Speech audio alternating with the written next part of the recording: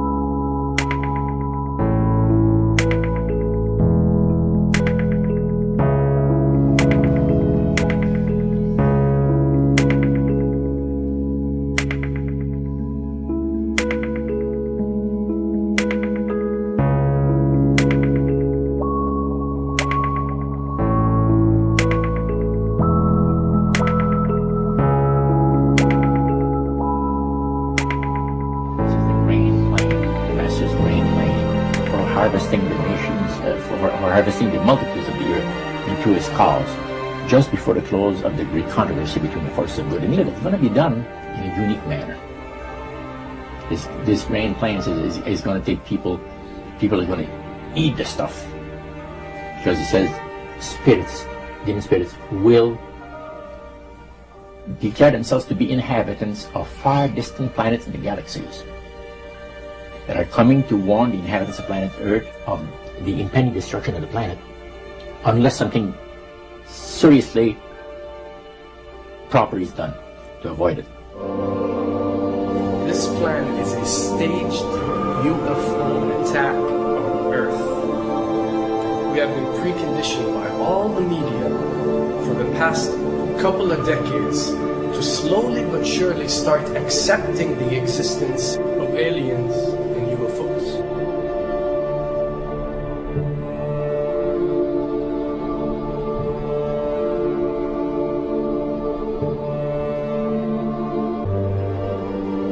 I can tell you right now that 99% of every UFO sighting that has ever taken place has actually not been an unidentified flying object, because this has always been military technologies.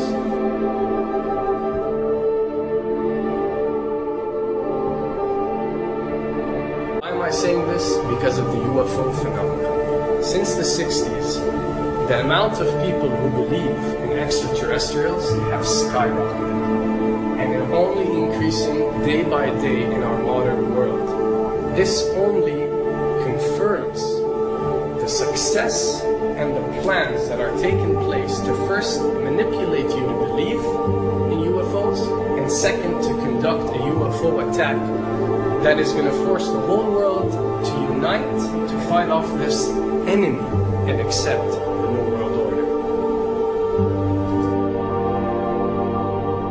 A former Canadian government official is warning we may be on the verge of intergalactic war, saying, quote, the Bush administration has finally agreed to let the military build a forward base on the moon, which will put them in a better position to keep track of the comings and goings of visitors from space, and to shoot at them if they so decide. I was introduced to the late Dr. Wernher von Braun in the U.S., the father of rocketry.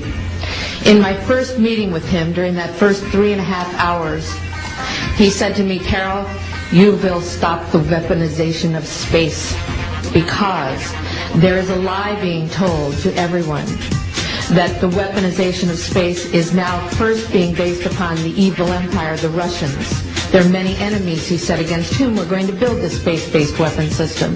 The first of whom was the Russians, which was existing at that time.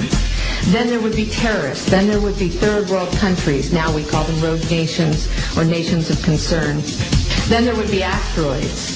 And then he would repeat to me over and over, and the last card, the last card, the last card would be the extraterrestrial threat. As a military strategist, as a person who worked on the MX missile, which I did later, He said, you will find that there is going to be a spin to find some enemy against whom we have to build space-based weapons, and now we should expect the spin.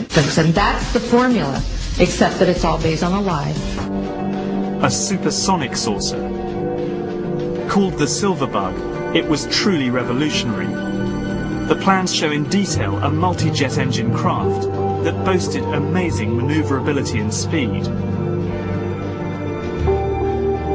It's an intriguing thought that this concept may tie in with the work of the German scientists who brought saucer technology to the US at the close of the Second World War. What was needed were certain cover stories. What do you do when people are spotting aircraft and then telling reporters that they've seen something very unusual flying out of an airbase in Nevada? And frankly, this was the origin of a lot of the sightings that took place in the mid-50s, 1954, 55, 56, of unidentified flying objects, the UFOs. So the CIA was involved in encouraging people to believe that, yes, they saw UFOs, and the CIA and the military tried to be very helpful to reporters to get these stories out, to divert the attention of the country, and particularly the people in this region, about what they had actually seen. Mexican Air Force pilots capturing on videotape what are said to be 11, count them, 11 UFOs. The Mexican Air Force has released a video that some of you are going to find difficult to believe. A journalist says it shows images of UFOs tracking a Mexican military plane. So what's the truth about UFOs? The story of successive attempts to develop radically new forms of flight, conducted under the strictest secrecy, is inextricably bound up with our relationship with UFOs over the last 60 years. Whether it's Allied pilots buzzed by strange balls of fire in 1942, or the Roswell incident 5 years later, there is a strong case to be made that secret military technology offers a convincing explanation for many UFO stories. Anytime the government has secrets that they can keep from us, they can manipulate us by those secrets. In essence, they still remain 25 years at least ahead of us in technology, information, and knowledge, and secrets, and they are using them against us. I heard over the years many times over that the plan to usher in the New World Order would be to make all the people in this country and around the world feel totally helpless to prevent the New World Order from occurring, this world dominance plan, by saying that we had been invaded by aliens, so that we would say, oh please UN, come in and help us all. So bear in mind that there is a planned orchestration to get people to be submissive through the secret technology and information that they're keeping from you under the blanket of the so-called National Security Act.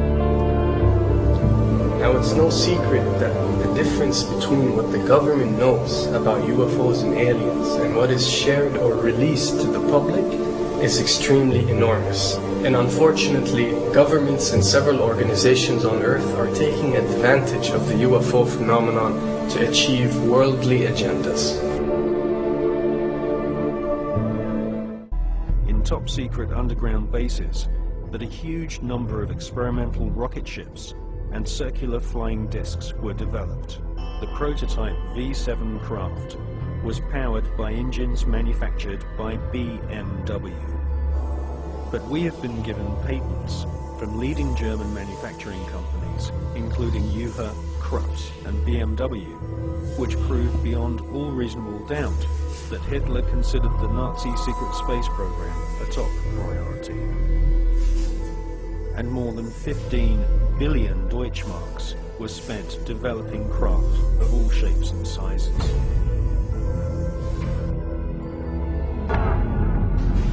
Are these, in fact, U.S. prototypes of a captured Nazi H-9 flying wing?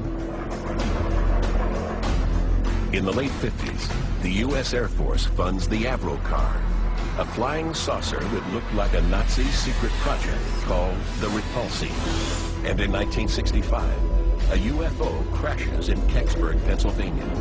It is reportedly bell-shaped and covered with distinctive markings, just like a radical Nazi device that may have been built at the end of the war. Did the Nazis build successful saucer prototypes?